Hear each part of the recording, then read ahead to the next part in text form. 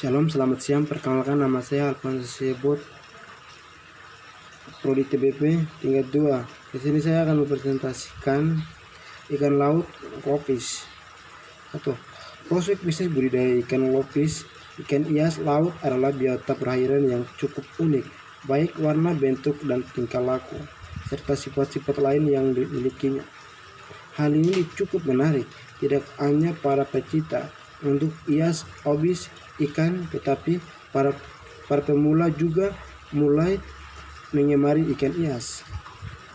Oleh karena itu, dengan membaiknya perekonomian di dalam negeri merupakan peluang pasar yang cukup besar untuk mengembangkan selainnya mempunyai prospek pasar di dalam negeri. Prospek ikan hias laut di laut negeri ini cukup bagus. Hal ini dapat dilihat dari perkembangan nilai ekspor ikan hias laut Indonesia yang telah mulai sejak tahun 70-an. Teknik pembenihan dan pembesaran ikan lokis.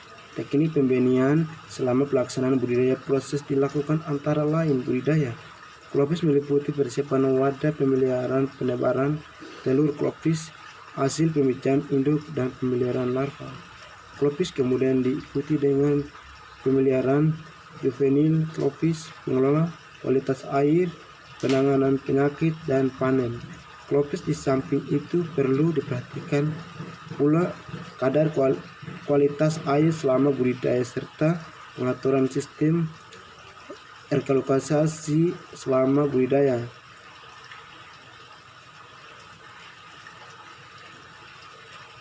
Teknik pembesaran.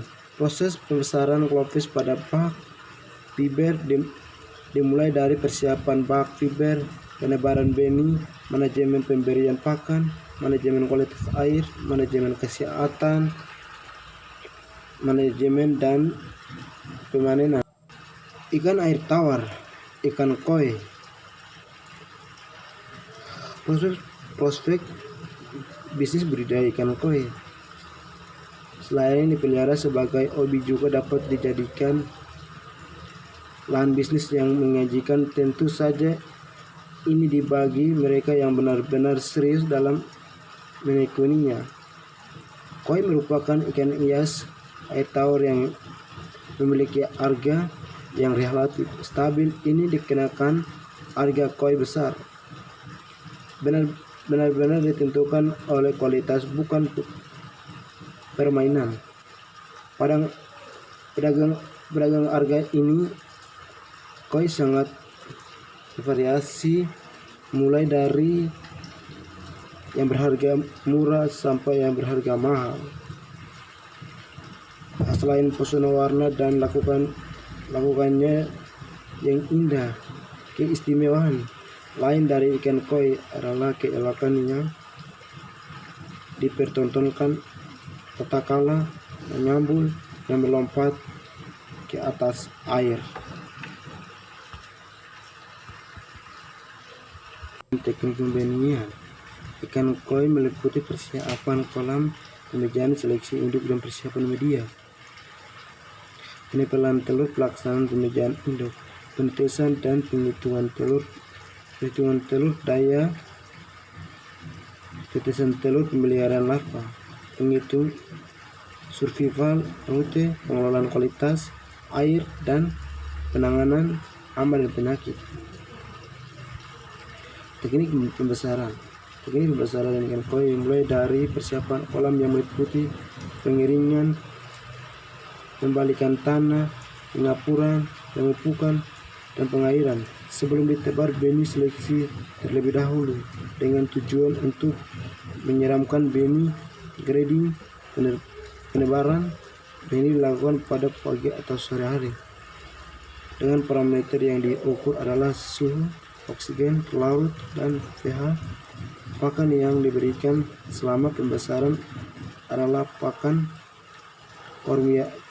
komersial dari pabrik. Tanaman air hias kalali. Prospek bisnis budidaya ikan cakalali. Indonesia mempunyai banyak jenis tanaman hias akuarium yang tidak dimiliki negara lain untuk tersebar di seluruh provinsi. Namun umumnya masyarakat belum mengenal dan mengetahui bahwa tanaman-tanaman itu diminta pasar dunia. Hampir semua jenis tanaman hias di akuarium memiliki potensi yang sangat besar untuk mengembangkan karena keindahan yang terpancar dianggap unik, natural, dan dekoratif. Teknik budidaya cakalalei.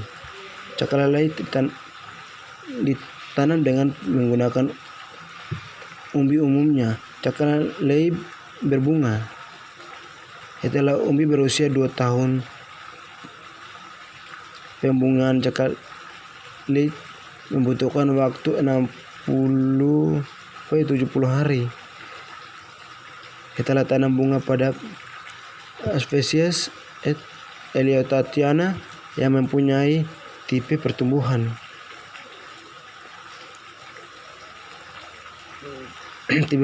monofolial akan mulai berkembang setelah 2-3 daun.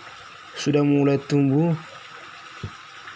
Penyimpanan umbi cakalalei dilakukan di tempat kering dengan suhu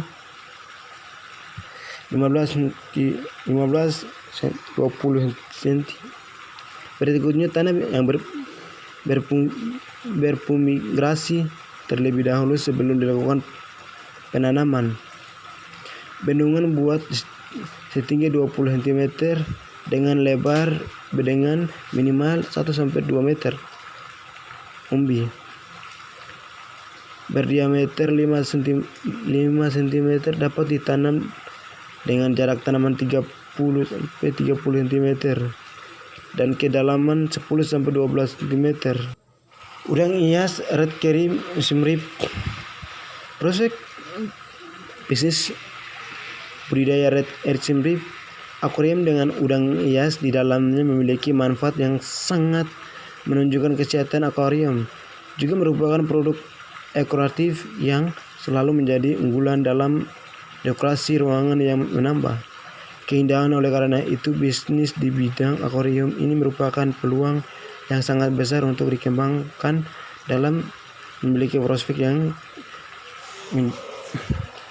menjanjikan. Teknik budidaya red rip. Teknik budidaya red rip antara lain: 1. Penyiapan tempat udang merah ini berukuran kecil, hanya sekitar 1-2 cm saja. Dari tempat budidayanya juga tidak perlu yang besar-besar. Yang penting dalam akuarium perkawinan diberi tanaman air sebagai tempat persembunyian udang. 2. Persiapan indukan untuk udang merah bisa mulai kawin ketika sudah berumur lebih dari 6 bulan.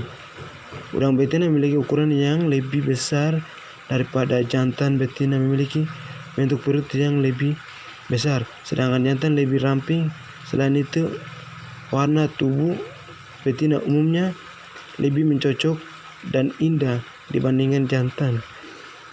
Yang perlu diperhatikan adalah jangan menempatkan terlalu banyak indukan dalam satu akuarium kawin. Perawatan udang-udang akan kawin dan betina mengeluarkan telur yang kemudian digendong di bawah perutnya. Betina akan merawat telur tersebut hingga menetes dan lepas dari tubuh induknya. Telur-telur tersebut akan menetes setelah sekitar 3 minggu. Dalam perawatan betina selama masa-masa ini, berilah makan udang dengan sayur, rebus, dan pelet sebagai makanan tambahan. 4. Perawatan larva udang merah berukuran sangat kecil, jadi sebaiknya akuarium jangan diberi filter karena mengisap larva udang. Larva akan memakan alga di sekitar tanaman air dan akuarium. Namun sebaiknya diberi makan sayur, rebus, dan pelet sebagai makanan tambahan. Larva yang cukup makanan akan tumbuh dengan cepat. Secara berkala larva akan molting untuk tumbuh menjadi lebih besar. Kura-kura air tawar Ias kura-kura Brasil. Proses jenis budidaya kura-kura Brasil. Budidaya kura-kura Brasil memang sangat cocok bagi para petani ikan, sebab kura-kura Brasil sudah sangat banyak pemeliharaan oleh kalangan masyarakat, khususnya Indonesia. Selain mudah dirawat, kura-kura Brasil juga memiliki ciri khas tersendiri, yaitu bentuk unik warnanya cantik karena banyak minta penggemar tersebut. Budidaya kura-kura Brasil menjadi peluang bisnis yang menjanjikan bagi pembudidaya untuk diterapkan di rumah, dan jika sudah berhasil kura-kura tersebut dijual kalangan penggemar ikan akuarium.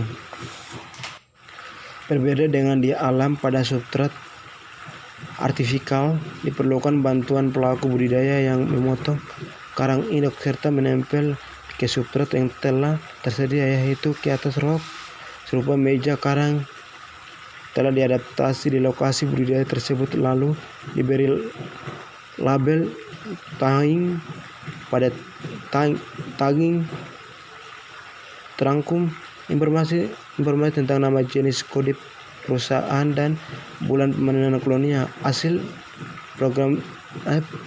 programmen ini disebut anakan yang perlu dipelihara hingga 6 bulan atau 12 bulan atau 24 bulan sesuai laju pertumbuhan karang tersebut. Masing-masing jenis karang memiliki laju pertumbuhan yang berbeda-beda.